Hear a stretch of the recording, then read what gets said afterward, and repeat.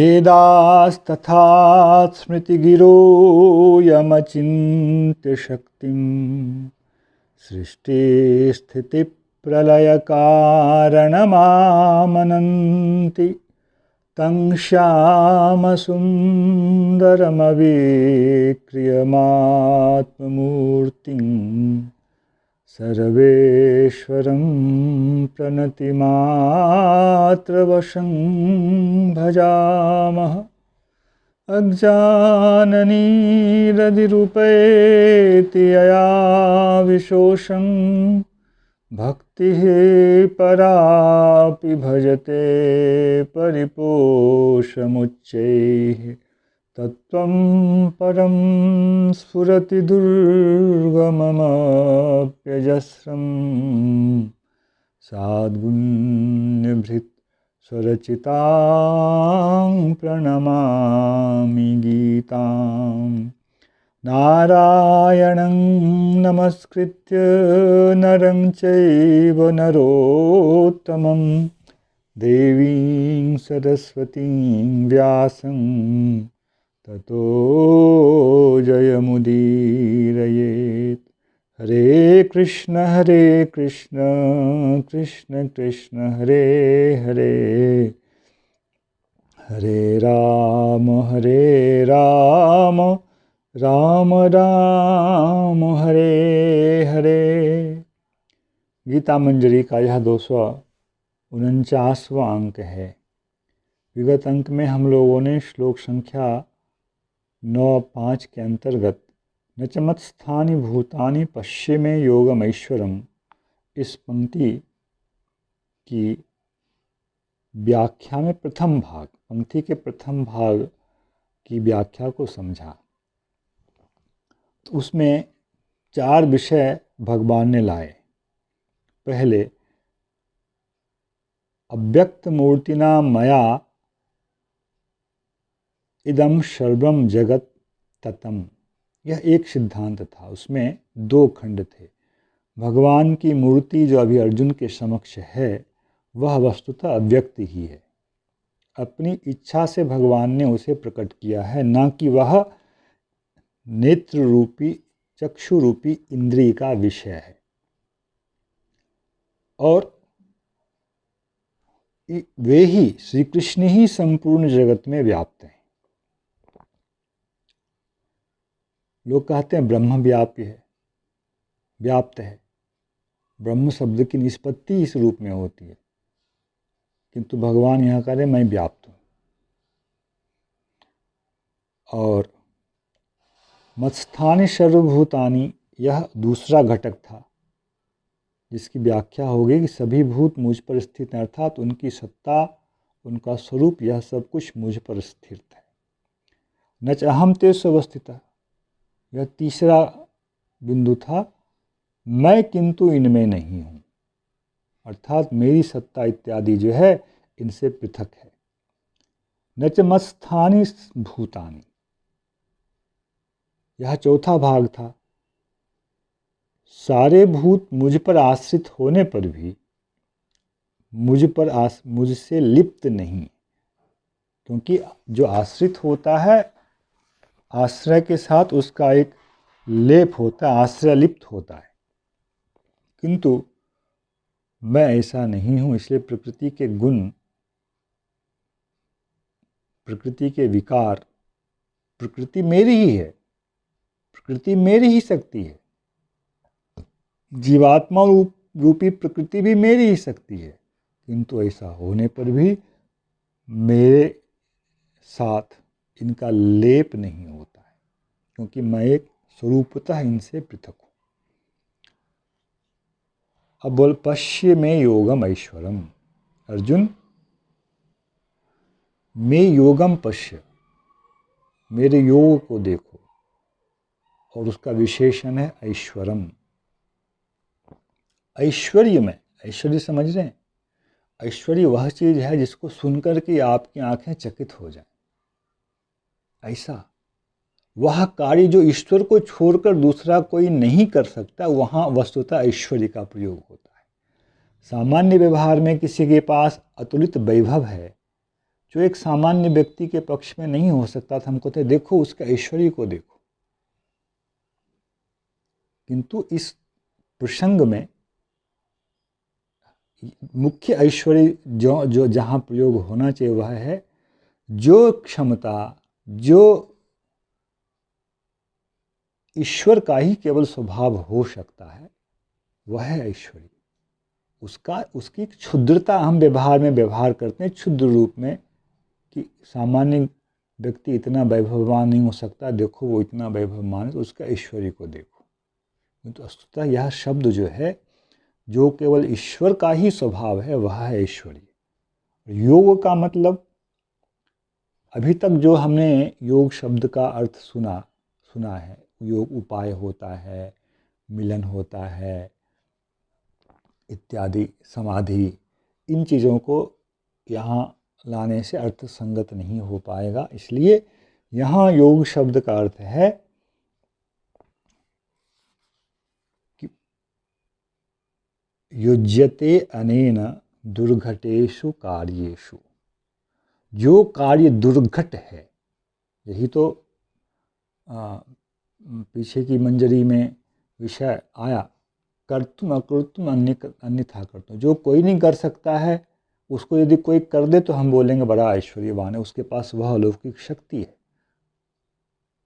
वही भाव, योगम युज्यते अनेन दुर्घटेषु कार्येषु। दुर्घट कार्य में भी जिसके द्वारा वे नियुक्त होते हैं, आपने नियुक्त शब्द सुना है ना, वहाँ भी वही धातु है युज। हाँ, तो वस्तुतः उसका अर्थ होता है कि अचिंत शक्तिमय होना। सरल अर्थ है इसका, ऐश्वर्य योग का अर्थ है अचिंत शक्तिमय होना। तो भगवान यही कह रहे हैं, अर्जुन तुम मेरे इस अचिंत शक्ति को समझो। क्यों? कि मैं सब कुछ केवल संकल्प से ही करने में समर्थ हूँ।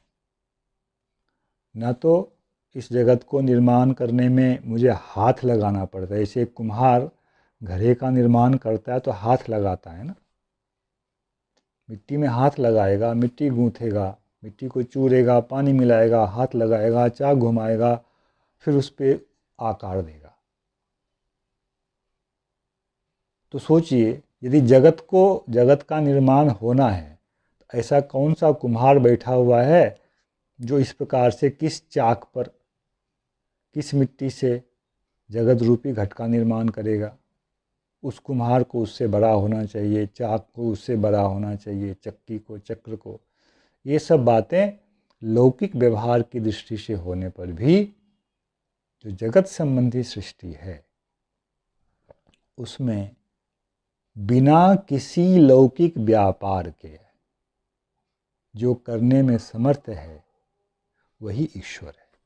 सत्य संकल्प, ईश्वर का नाम है सत्य संकल्प, क्योंकि संकल्प लेने मात्र से वह सत्य घटित हो जाता है। संकल्प, ईश्वर संकल्प मात्र लेते हैं, बहुत श्याम, और फिर बहुत हो जाते हैं। उसकी एक प्रक्रिया काल के अनुसार है, पर उसके पीछे केवल इतना ही है ईश्वर का, बहुश्याम, एकोहम बहुश्याम। मैं अभी एक हूँ, मैं बहुत हो जाऊँ। एक का मतलब वहाँ है, आएगा आगे विषय, सभी प्रकृतियों का एकत्रित होकर उनमें स्थित हो जाना। अनभिव्यक्त दशा जो संसार की है, उसको वहाँ एक कहा गया है। और मैं बहुश्याम, सब पृथक रूप में अभिव्यक्त हो जाऊं, बस इतना संकल्प होते ही सृष्टि प्रारंभ हो जाती है। तो यह सब कुछ वे केवल संकल्प से करते हैं। उसी को यहाँ कहा गया है पश्चिमे योगम ऐश्वरम। इन वस्तुओं को जो भगवान ने कहा मैं धारण करता हूँ, कैसे धारण करते हैं? जिस टेबल पर किताब रहा, टेबल पर पुस्तक है, इस तरह से धारण नहीं करते हैं। वहाँ टेबल और पुस्तक का क्या है? संयोग है, संसर्ग है। किंतु यहाँ ऐसा होने पर भी कि भगवान आश्रय हैं और जगत आश्रित है, भगवान के साथ जगत का संसर्ग नहीं होता है। यही उनका ऐश्वर्यमय योग है, अचिंत शक्ति है। फिर भगवान बोल रहे हैं भूत भृत, और मैं क्या हूँ? भूतों का पालन करने वाला हूँ। यहाँ पालन करने वाले का भाव यह लेना चाहिए, यह संपूर्ण जगत एक नियम से व्यवस्थित होकर चल रहा है। चल रहा है ना? ऐसा नहीं है कि सूर्य जो है वह किसी दिन उत्तर दिशा में उग गया। सूर्य प्रतिदिन पूर्व से ही उगता है। किस समय किधर से उगेगा, ग्रीष्म काल में किधर से उगेगा, पूर्व में भी किंचित उत्तर की तरफ झुककर उगेगा, शीतकाल में किंचित दक्षिण की तरफ। जो उत्तरायण दक्षिणायन की गति है, इन सब का इस प्रकार सारी क्रियाएं एक दूसरे से नियमबद्ध हैं, और नियमबद्ध होकर के जो सब कुछ हो रहा है, इसी को भगवान के द्वारा यहाँ भूत भृत होना कहा गया। भगवान भृत मतलब भरण पोषण, सुना है आपने?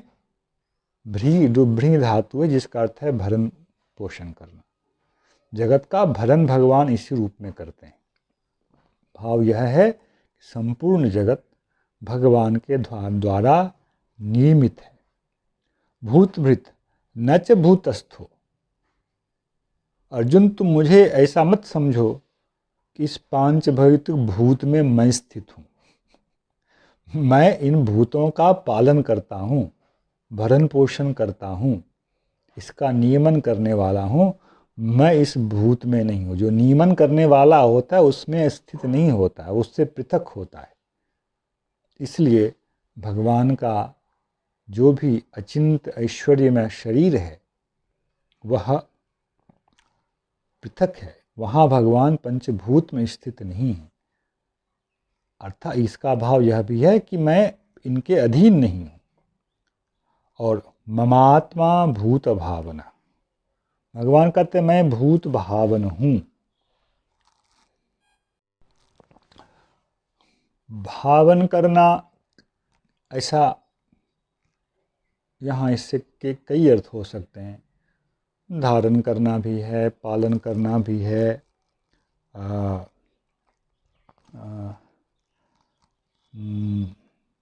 नियमन करना भी है, सब कुछ इसके अंतर्गत है। विश्व का कल्याण का चिंतन करना भी है। तो भावन का अर्थ होता है चिंतन। ठीक रूप से लें, हर प्रकार का चिंतन ही तो भगवान करते हैं। जगत की सृष्टि हो, जगत इस नियमों में व्यवस्थित हो, जगत का लय हो, तो वह सब कुछ जो है भावन शब्द के द्वारा भगवान ने कहा। भूतों के विषय में चिंतन करने वाला, भावन करने वाला, भावना करने वाला मैं हूँ। भूत भावना। और वहाँ ममात्मा भूत भावना, अहम नहीं कहा भगवान ने, ममात्मा, मेरा संकल्प ही। आत्मा का मतलब यहाँ मन, मन क्या, मन या बुद्धि, उसकी क्रिया संकल्प लेना। तो ममात्मा भूत, मेरा संकल्प ही भूत संबंधी सभी चिंताओं का कारण है। भूत से संबंधित सभी विषयों का हेतु मेरा मन ही है और कुछ नहीं। और मेरा आपका मन क्या है फिर? आपका मन जो है माइक है या नहीं? नहीं। यदि मन माइक हो तो मन के पूर्ववर्ती अहंकार तत्व, महत्त्व का नियमन कौन करेगा? मन का निर्माण सृष्टि की प्रक्रिया में प्रकृति से पहले महत्त्व बनता है। महत्त्व से फिर सात्विक, राजसिक, तामसिक अहंकार बनते हैं। फिर सात्विक, जिसको वैकारिक भी कहा जाता है, वैकारिक अहंकार का विकार होता है मन। हम लोगों ने गीता मंजरी में इसकी चर्चा नहीं की है पहले, यह पुराणों का विषय है। तो मन तो वैकारिक अहंकार का विकार है, उसका कार्य है। और नियमन तो अहंकार का भी होना है, महत्त्व का भी होना है, प्रकृति का भी होना है। तो अनुमान से नहीं, यह शास्त्रीय पद्धति से ही समझा जा सकता है कि जो मन भूतों का भावन करने वाला है वह प्रकृति का विकार मन नहीं हो सकता है। क्यों? सभी भूतों की जननी जो प्रकृति है उसका नियमन कौन करेगा? उसके लिए कौन सा मन चाहिए? जो मन प्रकृति का विकार है, उसकी जब सृष्टि ही नहीं हुई है तब प्रकृति का नियमन कौन करता है? बहुश्याम यह संकल्प पहले होगा ना, उसके बाद प्रकृति के द्वारा मन का निर्माण हो। प्रकृति को उपादान बनाकर मन का निर्माण होता है, जो मन हम लोगों के पास है। तो बहुश्याम यह जो संकल्प है यह प्रकृति के विकारभूत मन का कार्य नहीं हो सकता है। इसलिए ममात्मा जब भगवान ने कहा है, आत्मा अर्थात यहाँ मन, तो वह मन भी भगवान का स्वरूप ही है। आत्मा शब्द को दोनों प्रकार से यहाँ ग्रहण करें। मेरा मन जो है वह भूत भावन है और भगवान का मन भगवान का स्वरूप ही है, वह प्रकृति का विकार नहीं है। इसलिए ममात्मा शब्द का वहाँ भगवान ने व्यवहार किया है। बहुत गूढ़ विषय है और अवश्य आप लोगों को समझ में आया होगा। इस ऐश्वर्य ज्ञान के द्वारा भक्ति योग में संलग्न होने वाले साधकों का किस प्रकार का भाव ईश्वर के प्रति होता है। ईश्वर के संकल्प मात्र से ही हमारा कल्याण हो सकता है। ईश्वर के संकल्प में यह विचार का उदित करा देना कि इस जीव का मंगल हो, उनकी तटस्थता को यहाँ भंग कर देना जिससे उन पर कोई दोष ना लगे कि आपने उसका मंगल किया, इसका नहीं किया। बस इतना सा ही कार्य हमारा होता है। हम अपनी क्रिया के द्वारा, अपनी भावना के द्वारा यदि ईश्वर के मन में, श्री कृष्ण के मन में यह बात प्रेषित कर दें और उनके मन में यह संकल्प उदित हो जाए कि इसका कल्याण हो, तो कल्याण हो गया। बस हमारा पक्ष इतना ही है। उसमें भगवान जो एक सामान्य रूप से भक्तवत्सल पहले से ही हैं, संतों के रूप में उन्होंने अपने वात्सल्य भाव को छोड़ रखा है। वहाँ से हम संपर्कित हों, फिर अपने मन के द्वारा भगवान के मन को संकल्पित करने के लिए हम विवश कर दें। बस साधन इतना ही है, यहाँ और कुछ नहीं करना है। और कुछ नहीं का मतलब अपनी क्रिया और भावना के द्वारा इतना ही कर देना कि भगवान के मन में संकल्प उदित हो जाए, अब इसका कल्याण कर दूं। बस वही करुण पुकार, इसकी रक्षा करूं। अन्यथा भगवान तटस्थ भी हैं। भगवान कितने विरुद्ध बातों को करें, भगवान ऐसे हैं वैसे हैं, अनेक विरुद्ध धर्म है भगवान के। जगत का संकल्प तो किया, किंतु व्यक्ति जो जीव है, व्यक्तिगत रूप से जो जीव का वो है, वह जीव के कर्मों से संचालित होता है। भगवान तटस्थ होकर वहाँ उसके कर्मफल को देते रहते हैं। तो जीव अपनी चेष्टा से भगवान की इस तटस्थता को भंग कर दे, प्रभु अब मेरे ऊपर दया करें, अब मेरे ऊपर दया करें, मैं ही आपकी दया का सबसे बड़ा पात्र हूँ। यही शरणागति के मार्ग में मुख्य साधन है, तप इत्यादि का क्लेश नहीं है। यही सुसुखम कर्तुम अव्ययम्। जय श्री कृष्ण। हरे कृष्ण कृष्ण कृष्ण हरे हरे, हरे राम राम राम हरे हरे।